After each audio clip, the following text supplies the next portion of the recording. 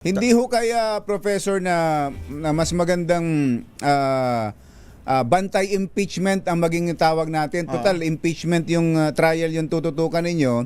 Pero ngayon, bantay Senado muna kayo. Bantayan nyo muna yung nangyayari ngayon sa Senado. Tsaka July pa, kailan ba ang arangkada nitong Oo nga eh. Sa dami ho ng mga pangyayari ngayon sa Senado, mukhang tama, bantay, mukhang tamang maging aktibo ang bantay Senado ngayon sa mga pangyayari, Professor.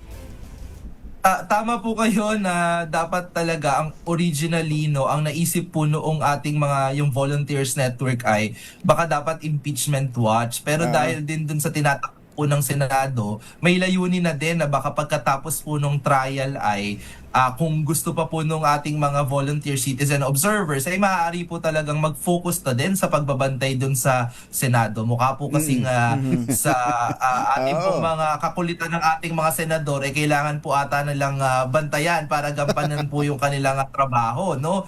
Halimbawa, yung sa kahapon lang, maglalabas kami ng statement ngayong araw na may talaga may concern, nagpapahayag po kami ng concern sa Bantay Senado na hindi nagpapatuloy yung sesyon dahil po walang quorum, dahil hindi po pumasok yung majority block kasunod ng pag-aresto po kay Senator Jinggoy Estrada. Syempre, bukod po dun sa maaaring madelay yung impeachment trial, maaari din pong madelay yung kanilang mismong trabaho bilang mga mambabatas, di ba? Medyo matagal-tagal na ata yung last na nakapagsalang po sila ng kanilang gawain na mag-review ng mga batas, di ba? Dahil po sa mga nangyayari dyan sa Senado. So, binabantayan din po namin yan. May mga obserbasyon kasi, Professor Edniel, na lahat ng pangyayaring yan sa Senado mula na magpalitan ng leadership, may kinalaman din talaga sa impeachment ni VP Sara. At ito nga, binabagit nga ni Professor Clive, ang pangamba nila ka, Jerry, baka pati yung start na impeachment, ma-delay. Dahil dito sa mga Senate serye na yan.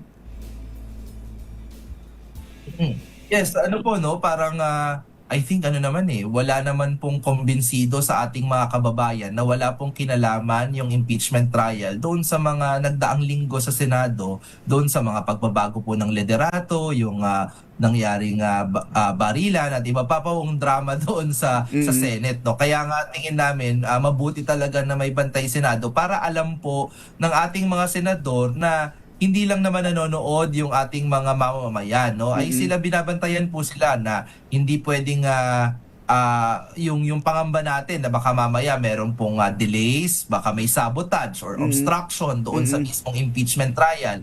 At hindi naman po nila masisisi kung yung mga ordinaryong mamamayan ay may pangamba dahil ito po yung nakikita sa ngayon doon sa ating Senado.